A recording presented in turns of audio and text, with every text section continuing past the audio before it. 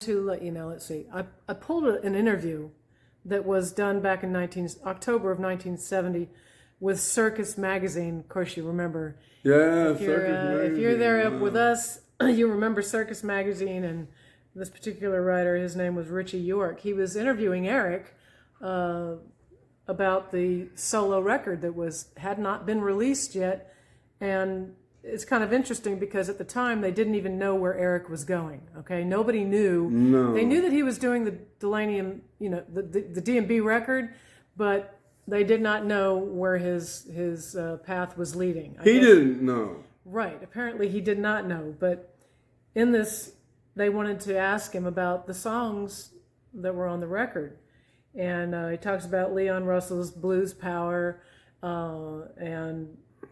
and then he says, Lonesome and A Long Way From Home. That was a song that Delaney wrote a long time ago. And he was doing that acoustically, and they were going to use it for a Hertz commercial. And I remember him telling me about this. Yeah. And he was doing this with King Curtis. Do you remember cutting the song? About what? Do you remember cutting the song? Yeah, Lord, yeah. Well. Out on an open highway, such a lovely day, but something's wrong. Something gotta be wrong. I just left home this morning. This old road keeps rolling on and on. Rolling on and on. Somebody help me. Oh, somebody help me. Somebody help me. Because I've never been so lonesome and a long way from home. So when you were cutting that, do you remember the session at all when that was going down? I remember all those sessions and all the songs. And I want to say that was when Delaney used to have a headset, and he'd be on the bus with an electric guitar plugged into his headset, and you'd hear him up there wailing away. I'd be like two seats back here, and he's sitting on the front behind the driver, and just wailing away. Sit up there because there's a little more leg room, and they say, "Hey, Bobby, come here and listen to this." And so then he'd take one ear and put it on and sing it and play it to me. Right. But oh man.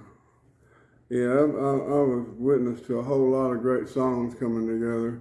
Well, Eric was loving that at the time. And that was, you also did After Midnight, and he says, yeah, J.J. Cale wrote that. And he's one of those people from Tulsa. I think he's an engineer now, is what he says in the article. Talking about J.J.? Yeah. This is how new all this was. Loving You and Loving Me was a song that Delaney had written and Leon wrote. They wrote this for Blind Faith. Did you know that? Really? That's what it says here. Oh, hell, I didn't know that. And then Eric said he liked it, so much that he wanted to cut it himself. And then he says, I Don't Know Why is a ballad and a love song. He said, I think that the idea that Delaney had when he came to England, and then they finished that together. Yeah. Doing a lot of contouring for Eric. But in those days, people did that. Dr. John, when we did the original Accept No Substitute, with Delaney, original Delaney, Bonnie and Friends, Accept No Substitute, Mac Rabenak came by, Dr. John, and he said, this song is for you. And he gave us a song, and it was When This Battle's Over. Yeah, but that's that's how stuff come together. I think it's very cool how they used to do that. Blues Power, Leon did the same thing with Eric on He Blues said Power. he felt that he had written it just for Eric. He did. Yeah. And Get Up and Get Your Man a Bottle of Red Wine, he said, is a ballad too, that they were doing in the studio one day in L.A. and they had going to the studio, and they had no songs and nothing to do at all, and they got panicky on the way there, and they wrote that on the way to the studio. Red Wine. Get your it got it into a shuffle, He said it was a shuffle. Yeah. And I Told You for the Last Time, he says, is a song that Delaney played on acoustic guitar and one of his Motel Shot numbers, I think. And then they changed that around to arrange it for Eric as well. Yeah.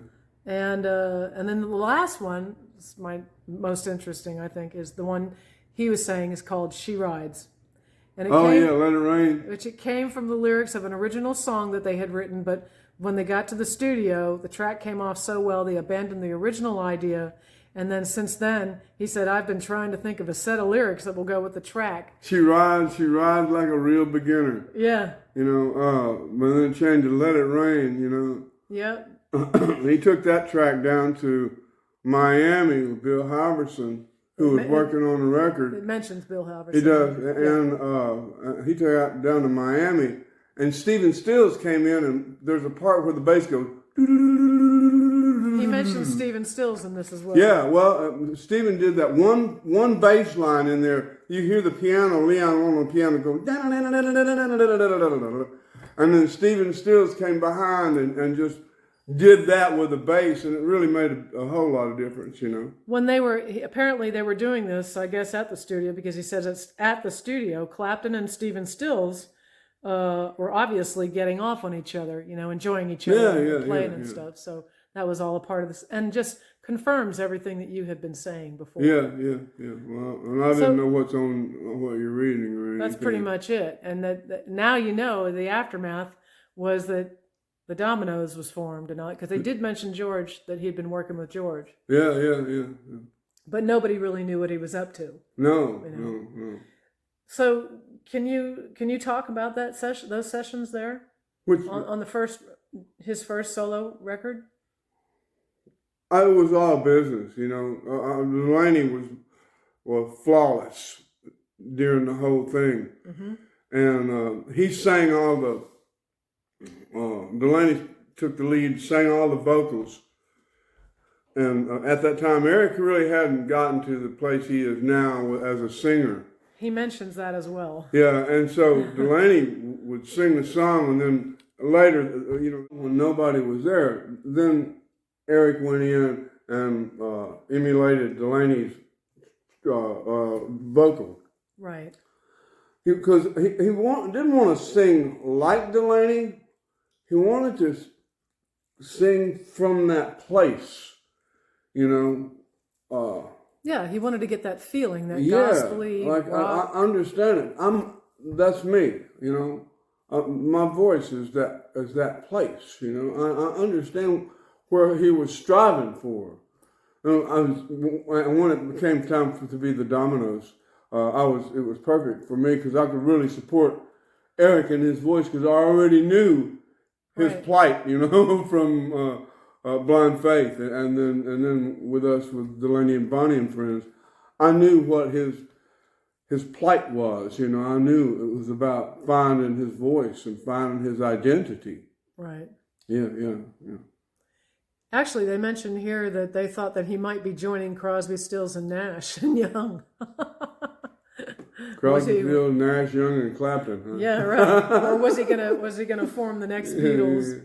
Good thing that didn't happen. It's funny to go back and read some of this stuff because you really get a clear picture, of what happened, and people were not so. They weren't making stuff up. They were doing it. You're on a roll. You're doing. But also, people nowadays are not informed. Like a little while ago, somebody just said, "Oh, you mean Bobby was singing Thorn Tree in the Garden?" Yeah. Like all 50-something years, and they're just now getting that was me singing Thorn Tree in the Garden and not Eric. Right. I heard that he did it one time when he was starting his acoustic thing. Mm-hmm. Now, I may be wrong, but someone said that he did it one time and that was it. It didn't work for him, Right. Well, I can't really imagine him doing that, but... No, me either. But nevertheless, someone said it. I don't know. I couldn't verify anything. Right. So is there anything from that record that stands out to you at all? No, just the quality of all the songs. Loving Me, Loving You. All these songs, Told You for the Last Time. I'm sure you've seen photos of Eric when he's playing with us, and he had Ray-Bans, dark sunglasses on. Yeah. He was hiding. He really was. He was hiding, trying his best to not be out in front, But I remember God, it's like young, you know, and he was still growing and wanted to grow and was listening and really was enamored with our band and all the camaraderie of us all, you know. And the looseness and yeah, total looseness, totally. and everything was copacetic, you know. Everything was all right, Doctor. I'm telling you right now. He'd been in a situation that was structured and it was very rigid and not warm and, you know, at all. And he wanted some of that. Well, he got it. He got it.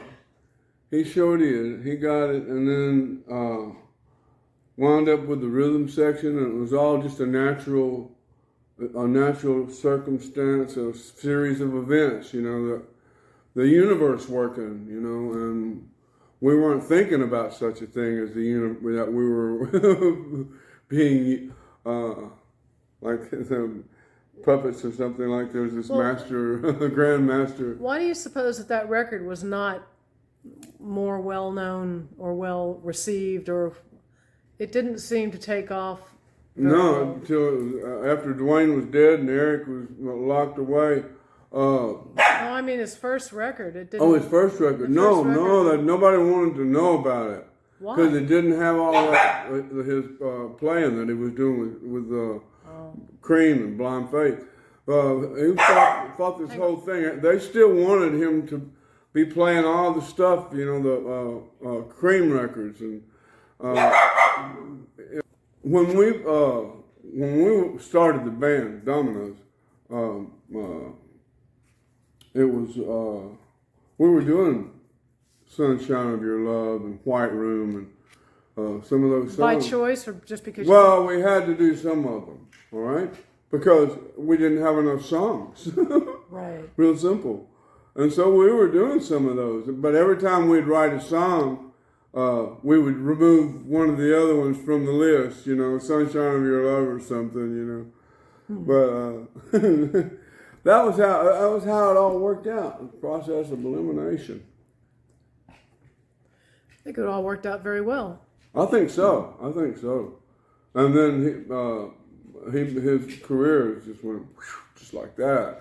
Yeah. Like what everyone had planned on. See what I mean? It was a great intended. move, wasn't it? Huh? It was a great move. He was moving in the right direction. Yeah, he sure was. And now he's singing and playing his ass off and comfort, you know. Well, and he talks here about wanting to be more than just a guitar player, you know, because it's not enough. No. It wasn't enough. And I this is understand. Yeah. All right. Thank you. Yeah, it's been fun.